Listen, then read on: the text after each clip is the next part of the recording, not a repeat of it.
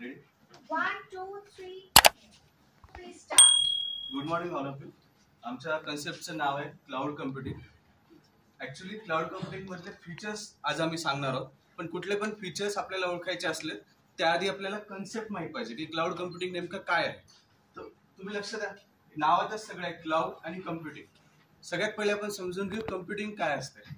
आता मी लहान लेकराला 2चा पाडा म्हणायला सांगितलं तर तो 2 सेकंदामध्ये म्हणेल, बेकबे बेदुनी 4 आणि तो सहज म्हणू शकेल.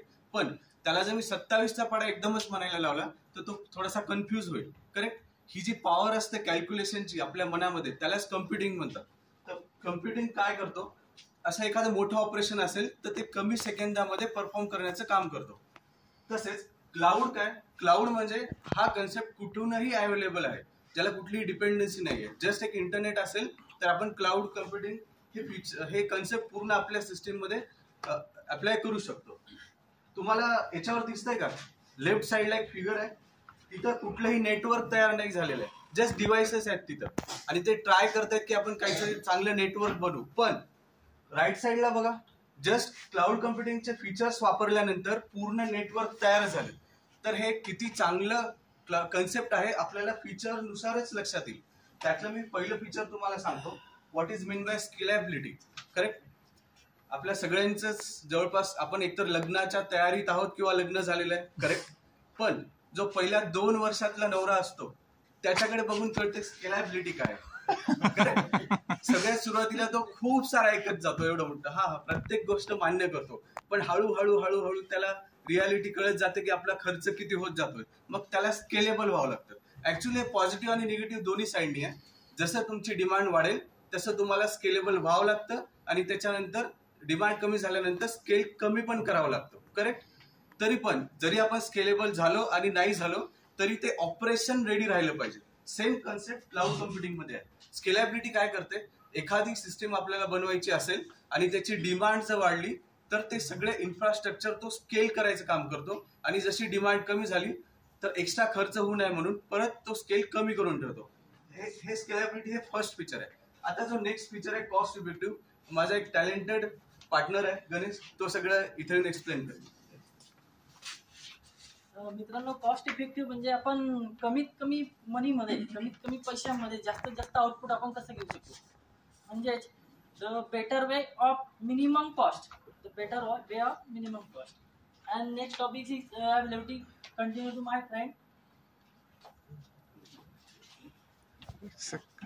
तर मित्र हो, क्लाउड कम्प्युटिंगच्या फीचर्स मध्ये स्केलेबिलिटी आणि कॉस्ट इफेक्टिव्ह पाहिल्यानंतर आपण पाहतो आहोत अवेलेबिलिटी. अवेलेबिलिटी म्हणजे काय, तुम्ही पाहिलं असेल असे काही बऱ्याचशा साईट्स असतात ज्या 24/7 सर्व्हिसेस देतात आपल्या कस्टमर्सला. काही बँकिंग साईट्स असतात ज्या विदाऊट इंटरप्शन आपल्या कस्टमर्सला सर्व्हिसेस देतात.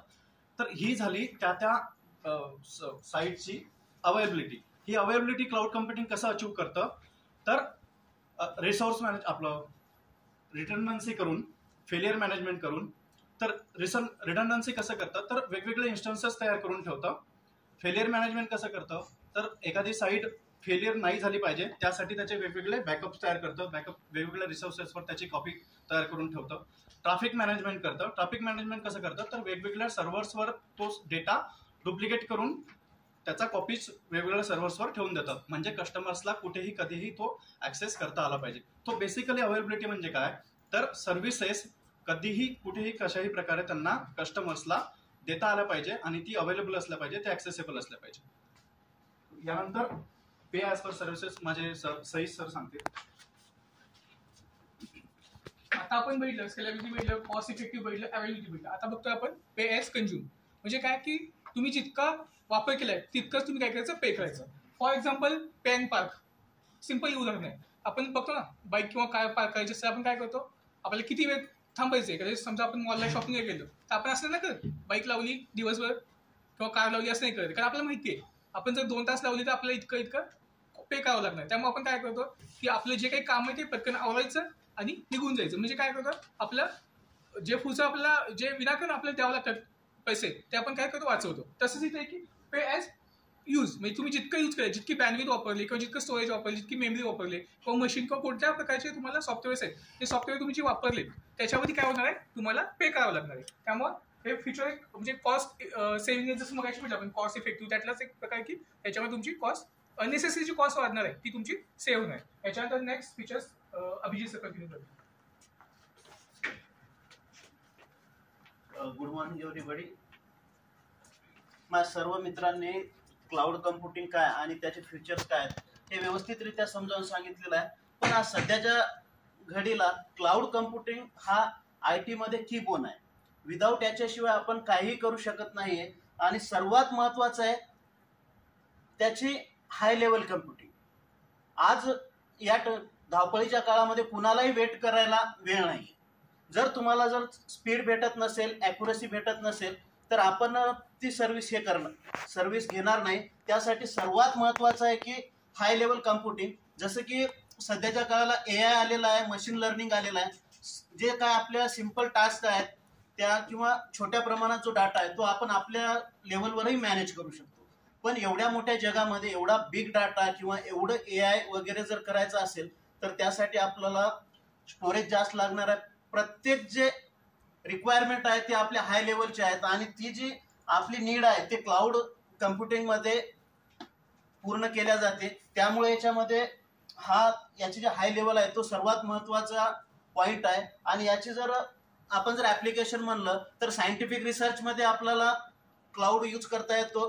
व्हिडिओ गेमिंग आहे. आज मोठ्या प्रमाणामध्ये आपल्याकडे नेटफ्लिक्स, हॉटस्टार वगैरे असे जे काय आपण प्लॅटफॉर्म यूज करतो त्या याच्यावर ॲट अ टाइम करोडो युजर ते यूज करतात. त्याच्यामध्ये आपल्याला विदाऊट पीक टाईममध्ये विदाऊट स्ट्रीमिंग व्यवस्थित डाटा वगैरे चालवणं हे एक त्याचं की फीचर आहे. व्हिडिओ गेमिंग असेल तर असं भरपूर महत्त्वाचे टास्क याच्यामध्ये आहेत.